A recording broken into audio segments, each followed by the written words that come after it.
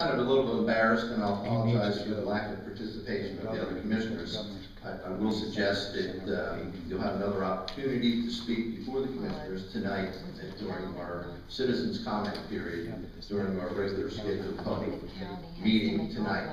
So if you have something to say and you want to come back, please come back later tonight to speak up. We'll start with Valerie and a brief freeze.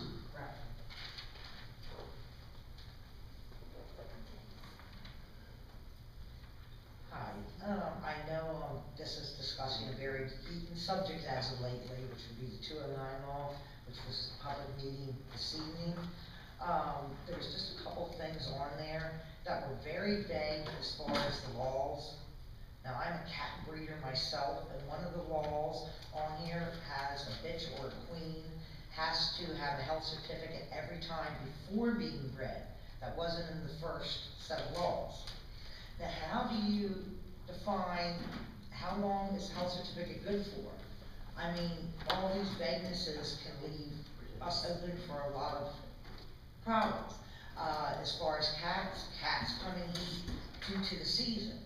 You can put a cat out with a male, can be out there 3 months before it gets bred. So is the health certificate good for 10 days, for 20 days? There's nothing to clarify that. I can't answer your question. Yeah, that's what I'm talking about. It is, this comment you're making would be better if you did it during the public hearing. But I thought the public hearing was just whether cats were in or out. No, I think the public hearing could be any discussion about the animal care and control ordinance. Okay. It's our opportunity now to make changes to the animal care and control ordinance. And if you have any suggestions for making changes or not, it'd be good for you to ask those questions. Now, where I would start is ask a veterinarian, because normally I don't think that the health certificate would be depending on whether you're breeding it or not, whether it's in heat or not. I think there is a fixed timeline for, and I'm thinking for some reason 60 days. That's just it. But don't rely, Mr. McCarthy, he's a veterinarian, he might have an answer for you. The health certificate is usually good for 10 days, it's only required when you go out of state. Yeah, and so if she's saying that you have to have a health certificate. Who said that? On a breed, it's in the 209 law. Cats will breed all by themselves. my Bengals they can be out there 2 or 3 months and never get pregnant. And so if I have to have a health certificate every 10 days, you know, I'm going to be up to brick. You'll be backwards. I would say. What section of the ordinance are you referring to? It's let's see, gosh, 209. All I know is. Oh my goodness, it was under kennel, I guess kennel and cattery. Mm-hmm. And I didn't write down exactly what section it was in. Okay. All right, we'll look it up. Okay, and it was just, there's a lot of vague issues. Regimen of veterinarian care, shots. What is your regimen of veterinarian care? It says Appendix 13, I can't find Appendix 13. Is it shots and warnings? Is it, you know? I actually work for a veterinarian. I work for Dr. Meath. So, you know, and most of my friends are vets. I do my own shots and warnings. So what is my veterinarian care if my animal is sick? And I'm sure anybody has to go take their animals into a vet. But I don't, you know, it's too much vague opinions. What the ordinance says is no bitch or queen shall be bred until she is certified healthy to breed by a licensed veterinarian for each litter. No, for each litter, yes, exactly. Okay, that certified healthy is different than a health certificate. Well, before each litter, that means you have to take your animal to a vet, just have it certified as healthy every time before you bred it. That's correct. Okay, well, when you do that, and if it takes this cat that I put out in the kennel with the male 3 months to get pregnant. As long as they certify that it was healthy. I'm not going to get fined. No. You know, that's my major concern. You know, that's not the way I read it. The vague way around it.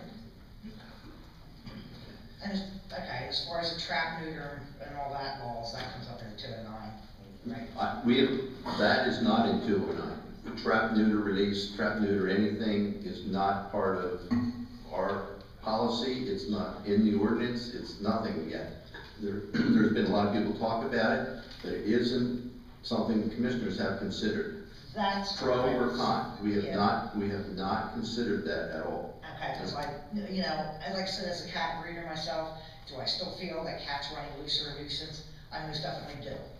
I'm a responsible breeder, I'm not gonna let my animals run loose. And as far as colony cats, are they a health hazard? Most definitely. There's one down there, there's a colony I was taking care of, I really can't afford to do it as much as before. There's a black female now, she's not spaded, she doesn't have rabies. She comes up for people to pet her, she bites them. She's already bitten 2 people down there. That's a problem. And so, all these people that are for cat rescues that say, well, we want these, we don't want these colonies bothered, then why weren't they trapping and neutering and giving these cats rabies before it's a health issue? Right. I would encourage you to come back and testify Touch on that. before the public hearing. Okay, thank you very Thanks for much. coming. Dawn Branch. My comments are actually for Commissioner Brunel for clarification purposes. Based on something you said this morning at the 9 a.m. work session meeting concerning the school attack, your counter proposal was portables, correct? Mm-hmm. Okay, on October 28th, 2010, when you were in a debate, and I read these are your words quoted exactly, we've seen for so long the schools with the trailers. That was never the intention. That's not adequate facilities. We need to go back and make sure that we expand those schools and that kids are learning in adequate facilities. And then later in the same forum you said, the School of Technology, that is something that should be a top priority for us to put in. And I do believe we need to collaborate. End of quotes. So I'm confused based on what you said this morning and based on what you said 2 years ago. Can you explain to me what changed along the way that you were against them but now you're for them? The policy before, with this, on the planning commission, we have the schools that sit on that board, or they sat over prior, maybe it was TAC, Technical Advisory Committee. They would give their input on the school issue, on the population. And they wouldn't speak up about if they're over capacity. They would just put trailers out, that's how they would accommodate the overpopulation. And I saw for years that it could get to 125, 130% over capacity. And that's what I objected to, was the policy to not speak up. The schools wouldn't speak up. I advocated for an APFO that would have, with an impact fee, that would have ensured that as we grew, funding was set aside for the schools to invest in, to make sure that we had the adequate capacity, that the schools were growing as we grew as a population. I don't doubt that the modulars or the portables aren't going to be as good as a brand new school of technology or a comprehensive high school. But I do agree that the School of Technology is a high quality program. And you can't take away the quality of the learning. And that we can't accommodate. It's not all or nothing. We still can accommodate those kids that are on the waiting list. In between us getting the population to warrant a high school. It shouldn't be all or nothing. Well, in all due respect, this wasn't an all or nothing. This was a plan it was a short-term and a long-term solution. The short-term solution is the waiting list and the lack of kids that we are able to give the benefit of the technical skills to. Mm-hmm. The long-term, of course, is a comprehensive high school. This property answered both of those questions. And in all honesty, a portable, for one thing, we can't have a welding program in a portable. They're flammable. I agree. We can't build a No, house I in a portable. understand that, Dawn. That's not what I was proposing. What about the School of Tech, the cosmetology program? You could put that in portable. There are facilities. The current facility for the School of Technology houses the welding, correct? Yes. So then, we can open up the capacity for more students being in that welding program. And just use the portables for the technology classes that are possible. And I found that there are different ratings of portables, of modulars, and that there are, options in the size and just the quality. But we certainly could get a lot of portable for what the school board was willing to put up was $1.5 million. But it wasn't just a matter of getting portables, it's a matter of, there's other work that would need to be done to make your option a viable option, and it would end up, and we are working on these figures right now to give it to you in black and white. The end result is it will still cost more than the option on the table. Okay, well, the option on the table is not realistic in my opinion, because not only is the Basel building, there has been activity on that, there have been people interested. But they haven't put a bid in. There was a bid, but they removed it. It's still for sale. It is still for sale. But there's 90 acres that go along with that facility, and it's infrastructure, viable infrastructure where other buildings could be built on. You know, I heard Lauren say she had a clear mandate, School of Technology. I had a clear mandate, no new taxes, jobs. We need to get the infrastructure here. We need to stimulate the environment and attracting the businesses to come here. And I feel like we're on the verge of something wonderful happening with all the technology activity happening in Delaware. We just have to, keep on, stay with a good fight. And we're having the Mind to Market workshop, economic development is hosting. But if these people don't have the skills to get these jobs. No, see, you're making it sound like if we don't give you the school, the Basel building, No, the I'm School just of saying, if you don't Technology, train the people. then they're not gonna get the skills. That's not They're what I'm getting saying. the skills now. I've heard from Lauren that it's one of the top rated programs in the state of Maryland. To 180 kids. Versus 580 children. 180 children benefit versus the 580 that we proposed with the Basel.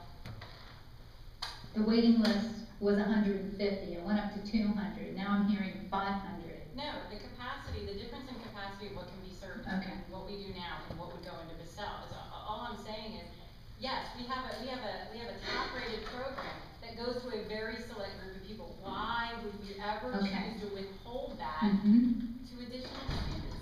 Yeah. There is another option, and you have 60 acres over at Bayview. You can temporarily expand that with modulars. It was fine before, all Not of for a sudden it modulars. isn't. The property is Double there, wide, yes, but you- not for portables. Okay, well, go ahead and send me the information on why. Well, We'd like to hear that. And I just would like to add about, because you've said this a couple times tonight about what we have already is adequate. We have actually said repeatedly, even if you put portables, Dawn just said this, we have $51 million in deferred maintenance on that building. That building is not adequate as it stands today. It's outdated. Is that the only building that is inadequate? And you, A lot of us are on a holding pattern because of the economy. but I'm just putting your words back to you, is what you're telling me, is that we can solve this by just adding a bunch of trailers in the back, because then we can serve more kids. Where the building we're serving them in now is not meeting their needs, it's not adequate. So the options are, that we propose with the Basel, or if you wanna do what we do there, we can put the numbers, like Dawn said, of not only adding portables, but what will also be included in that number is renovating onto the existing building, because we Okay. cannot just leave it as it is. So you see the fund balance that we have, that we could allocate that to the Basel building and purchasing it for the school. We also have considerations of pension shift coming down from the state. We have to be ready. And we This is understand. the environment. We see the We're WIC not program, asking you to take TMDL. money like that, though. And this is the mindset I'm talking about. What I hear you saying is you're giving the school system, you're doing, it is not an us and them. This is the county's infrastructure. This is the county's school system. Yes, we're coming to you as the experts in education on our recommendation of what to do for it. But it isn't that you're handing us over this money. This is a choice you're making as leaders in this county to make an investment in your county's infrastructure. I heard you loud and clear. Citizens. I heard you loud and clear, Lauren, and if you can come up with another option, this is not an option we voted for. And we voted I'm sorry. I want you to know that this is not over for the school board in any way. We I are here to think that- support the education of the children, and we keep coming up against brick walls, and we keep talking about partnering and collaborating, but it's a one-way street, and this is not over. But Don, that was the only proposal you came. That was not the only, this is like our second or third proposal. The first one was the comprehensive school. We've been at No, this for the a Basel decade. building. Let me bring another proposal. What- Other than I- the could you Basel clarify, building. I don't know, another proposal like separate from Basel, like another Plan Z, is that what you mean? Or another proposal for including Basel? I don't understand what you mean. Not including Basel. So you want another whole one, so we could go back to the comprehensive school and we can spend 3 times as much? All right. Okay, let's move on, and we can circle back on this discussion after we've given others an opportunity. But just for the record, I know I'm, for one, would certainly still prefer to work on the Basel property. 3 commissioners have decided that they have no interest in pursuing that opportunity, and I certainly disagree with that assessment. I still feel strongly that the Basel property has tremendous opportunities to expand the technical training of our students in Cecil County. And I think it's very short-sighted that we are really shortchanging at least 100 to 200 people, young adults. We are shortchanging their educational opportunities in Cecil County. Every year that 100 or 200 people are not going to be able to get the skills that they really need because they really don't have the desire to go to college. And you got a choice. You either go to college or you leave high school with a skill set. That's my personal opinion. And I think that if we're not doing that job of either getting them into college, prepared for college, then we need to be prepared for a job. One or the other, pick one. And if we're not doing that, we're not doing our job. And I know that there are some people out there that don't like public education. They think it's too expensive, they waste money, but that's beside the point. There's always room for improvement, and this is one area that we, as the commissioners, can help the school board improve that opportunity to provide that vocational training to a large group of citizens. And as far as the investment, I think it's going to pay off in the long run. When you have 100 or 200 people that have that skill set, can have good training, good job opportunities, can give back to the community in terms of taxes and other opportunities for us. It's an investment, it's not an expense. And that's where I think there's a misunderstanding with some of the commissioners that believe that spending this money is money down the drain and not put back into the community in terms of the education of the young people that are hopefully going to live here and create jobs and create income and create taxes and create a good place for this to live. And that's where we have a disagreement. Certainly I'm still open for an opportunity to continue to evaluate the Basel property, even though 3 commissioners have basically said absolutely no way at this point in time. I hope that something will change and they'll reconsider. Was there another sign-up sheet? And we can cycle back on this and have further discussion, but let's make sure we cut everybody in on the opportunity to speak tonight. Barbara Penticus.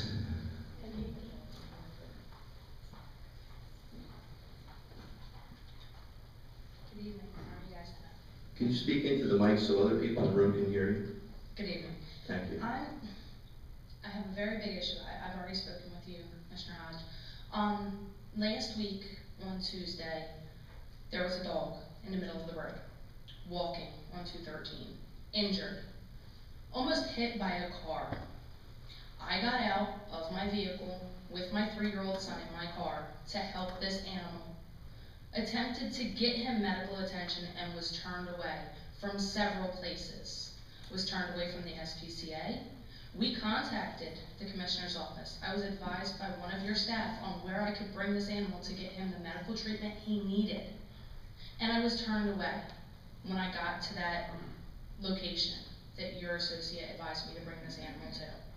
I want to know what is being done for animal control. Where can we bring these animals? It's not fair to the animal to leave them on the side of the road. At the end of the day, I took the animal back to my house. I paid 2 veterinarian bills to help this dog get a better start, kept this animal in my home for a week while I was contacting family, friends, relatives to find a home for this animal. There's no place this owner, whoever the dog's owner is, if they're looking for him, they can't find him now because the dog's gone. There's no place that anyone could go to find their animal that has run off. There's no place that's willing to help this animal.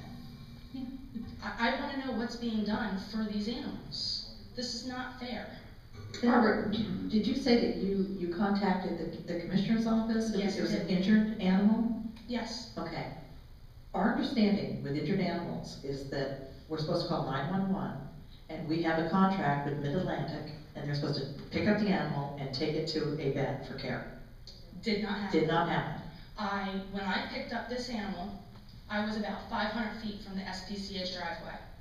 So I took the dog to the SPCA. They told me they no longer handled the animal and instructed me to call 911. I called 911 from their parking lot, and the operator basically told me I was crazy and he only handled real emergencies. And he transferred me to Cecil County Sheriff's. Was on the phone with Cecil County Sheriff's for 20 minutes, going back and forth with him, before I walked back inside the SPCA and handed my cell phone to the lady at the SPCA, and she spoke with the Cecil County Sheriff's and explained everything to him. He had no clue. At the end, they disconnected the call. She picked up the phone and called a young lady at the commissioner's office, spoke with her, gave her my cell phone number. She called another veterinarian office for me to bring the animal there. And then she called me back on my cell phone to tell me to bring the animal there. I drove all the way to Perryville to bring the animal, and I was turned away because I was not willing to foot the bill at that point in time. It wasn't until 2 days later, after I got my finances straight, that I foot the bill to get this animal some care that it needed. I'd like to ask Bill. Bill, you're on that interim committee. Yes. Is an injured animal an emergency? Yes, it is.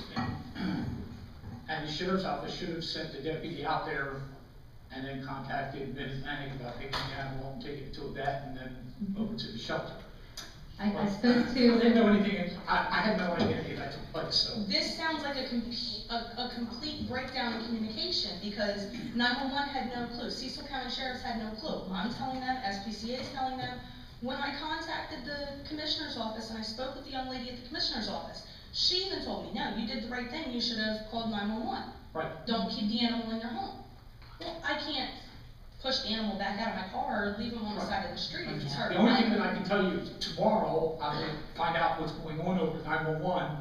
Fortunately, there's nothing I can do about it tonight, but I will do it first thing tomorrow morning. yeah, we need to contact I- Richard Brooks. I've already He should be the person. Well, no, it should be through the sheriff's office, and then after they make a determination, then they contact Richard to follow up. Okay, Yeah, we need I've to already find- called Richard Brooks On and this situation? and discussed this particular situation. Okay. Okay. And there's no doubt in my mind that we have a serious communication issue. There's no doubt about it. And there's always, one of the problems is that, you know, we don't know what we're doing. We're not animal care and control authorities. We're not trained. We're faking it. Wait. Let me finish. I don't know Let what me I'm doing finish. either. We're doing the best that we can with the people that we have that are not trained in this process, okay? Three of the commissioners decided that they want to make a big change, and we're getting a big change, but they didn't have a plan B to go to the change. So we're in this interim situation where dispatchers, sheriff deputies, and so forth and so on don't know the fine line, and it hasn't been figured out exactly what is an emergency, what's not an emergency. And I believe that we still have a lot to learn, and a lot more communication has to happen with the people when you call in on making that fine line. But now we know in many cases, people call emergency an emergency and it's not an emergency. And we are not doing everything for everybody right now, it's just not. It's just not what we're doing. So there's gonna be lots of cases that people are gonna hear what they don't wanna hear, because we're just not doing all of animal care and control that we should be doing. And it's just, We don't have the capacity, we don't have the manpower, we don't have a lot of things. So I apologize that we're not doing a good enough job. But there is plenty of room for improvement, and Bill will follow up, and I'll give him the details. This is something new to the dispatchers and to the sheriff deputies and so forth and so on. And unfortunately, sometimes they want to help out, but we just can't. But it's Okay, also not just the emergency cases. What if the animal wasn't injured? Then where does the animal go? Canine care. Canine care. Who's willing to give the canine care? Like, We're contracting with canine care, but clearly we've got some. I contacted many of the individuals that were on your website's main page. Okay, can I say something, Barbara? I had reservations about the interim plan that was put into place.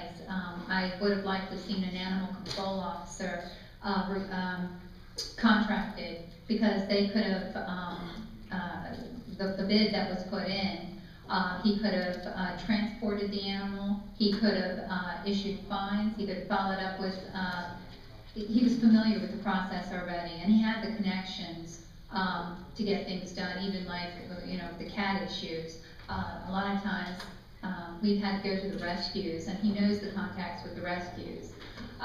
Again, I've had my reservations, and I spoke with our assistant in the office, and she did what she was told to do, and there was a breakdown in communication. I have tried to address it, but now I have a good example of Something's got to change. I agree. Not just for the It dogs, doesn't, for the I cats, didn't for all of appreciate, the animals. I didn't Something has appreciate to the change. political commentary.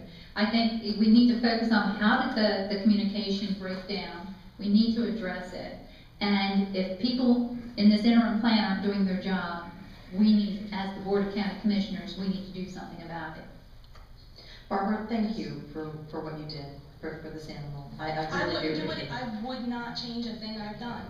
And I would do it 100 times over, but it breaks my heart because this poor animal has been through God knows what, who knows what kind of life he's had, what kind of life he's going to have. Barbara, Cecil County Pet Lovers, they've been putting pictures of the pets. Did you put the picture of the dog on that site? It's on Facebook, and that way we can get it out to people that they can see it. No, I did not. I found a nice, forever loving home for him. Okay. Barbara, can you give your phone number to Mr. Feely? Yes. So that he can follow up, and in case we have any other questions, because you made excellent points. We have a breakdown in the process, and that needs to be fixed. This has been a very stressful situation all the way around, and I have no good reasons to tell you, except there's nobody out there that provides interim animal control care, so we tried to put together a plan. But clearly, the plan is broken and needs to be fixed. That's very clear. Right. Thank you. Thank you. Is it Carrie Ann Hamlin?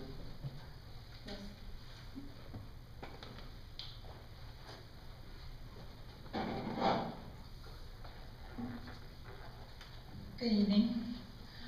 I wanted to address the board regarding the same issue with the animal control. My name is Dr. Carrie Ann Hamlin. I'm the new owner of the Northeast Animal Hospital on Route 40. I took over possession of the business on June 1st of this year, and we recently had an incident about 2 weeks ago. A Good Samaritan accidentally hit a stray dog who was running with another stray dog, two purebred Dobermans with no tags or microchips. Called us, and he wasn't a client, and he asked if we could help out.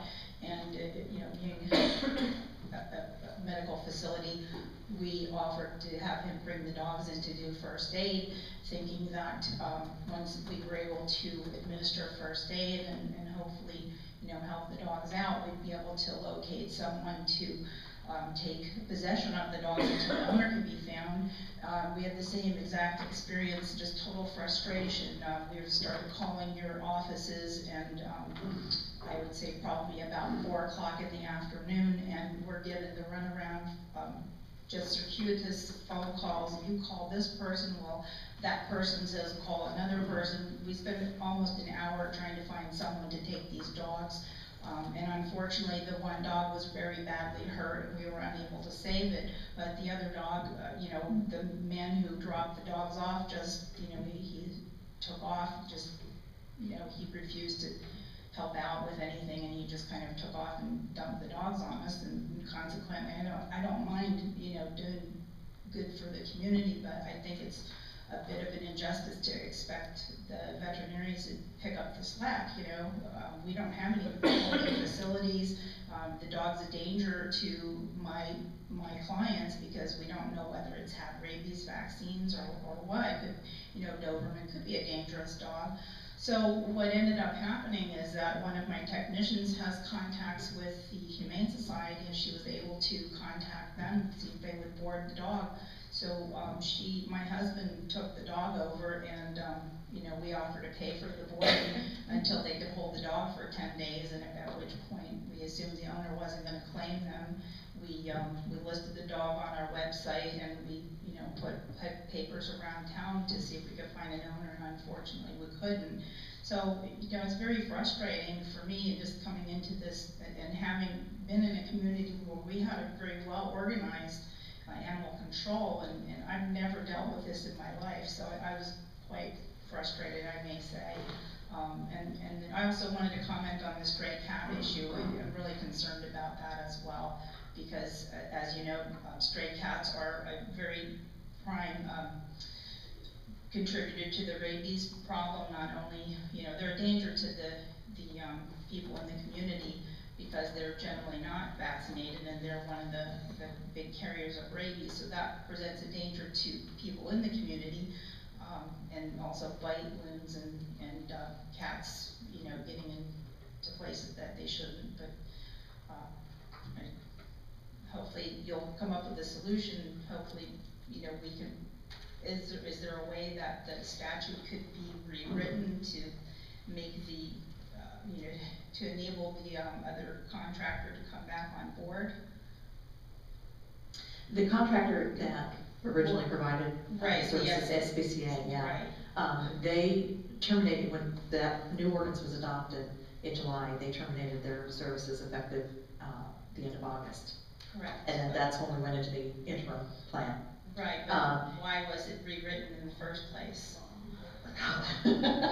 I'll let Commissioner Hodge answer that question. Well, I can say that 4 years ago, we came to the conclusion that there was deficiencies in the old ordinance. There was enforcement issues, there was issues where cases were going to court and the judge was kicking the case out of court because the ordinance wasn't sufficient.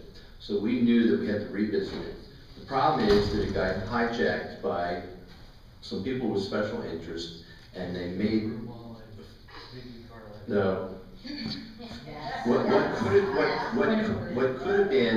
could have been a 6 or 8 page ordinance turned out about 30 pages, and I certainly didn't support the 30 pages. It was just way overkill, and it was just outrageous, quite frankly, in my opinion. And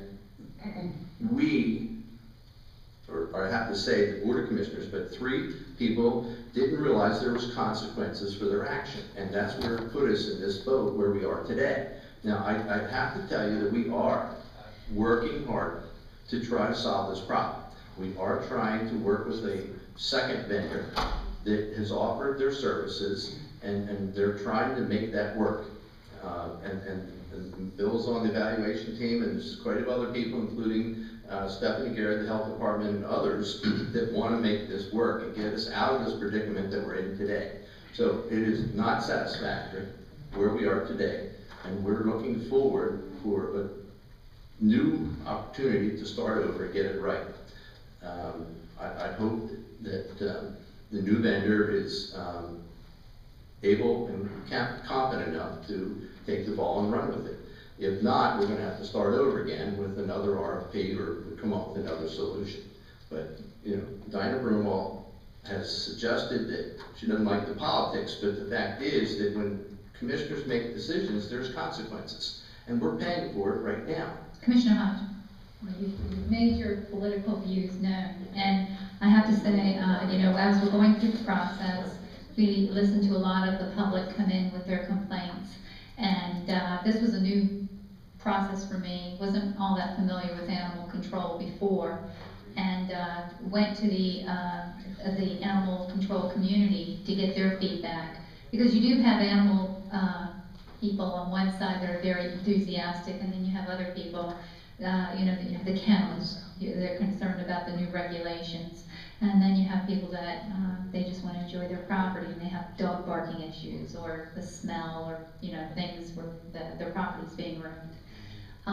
So there was a lot of input from the community, from various sectors, and that's why, you see, that this was a very huge undertaking in rewriting the ordinance, with a lot of different people coming to the table to be heard. I don't doubt that we probably are going to have to tweak this ordinance, but I think it's going to be more effective than what we had previously. Regarding the interim, as I said before, I had my concerns. I had, I think, 2 different meetings I requested to try and address this, and we will have a 3rd because of different issues. So this is, it's, in my opinion, it is progress. It is a little uncomfortable at times, but you've got to, make the adjustments and do the best you can. Dr. Hanley, if I could ask you a question, have you had an opportunity to review the animal control ordinance that was adopted in July? I've only reviewed parts of it. I haven't really been here long enough to follow the whole process. It's been a very lengthy process, long before Commissioner Brill and I became commissioners. But I would very much like to hear your input, because the issue that we're going to be dealing with, and the public hearing will be about tonight, is about, there's many people who would like to remove cats from the ordinance. And, what we need to understand, and I understand that cats are very different than dogs in terms of animal control. That's one of the things that I've learned. But we want to make sure that we have an ordinance that protects animals, but also protects people. And, ultimately, I think that's all of our goal. Like, how we get there, we're still working on. And let me dovetail on that. The reason why I believe the SPCA felt they had to cancel their contract was because the ordinance that was adopted, they interpreted that cats were included, and therefore they would have to enforce the cat issue. Is that correct, or was there other issues? I don't think so. I will say this, I do understand your frustration, both in terms of our ability to care for the animals, and also, what was the issue? I'm sorry, I seem to be wrong. There's some very vocal people back there. I'd like to, do you know what the reason was that the SPCA canceled their contract? I think that there's many issues. I think that they saw this ordinance being a catastrophe, and they said some of it was illegal, unconstitutional. Did you get something in writing, or did you hear from them? The SPCA said 2.5 years after the council started that they were willing to accept 209 the way it was written. Then you got involved and a couple other people got involved. Another 1.5 years later, you still don't have an ordinance. You don't have animal control. You don't have artesian sewer and water. You've done a great job. Bill, put your name on the list. Anyway, going back to cats, I feel your frustration, because I know for a fact that there hasn't been one dog in Cecil County with rabies. But every year there's 3 or 4 cats with rabies that are proven to have rabies.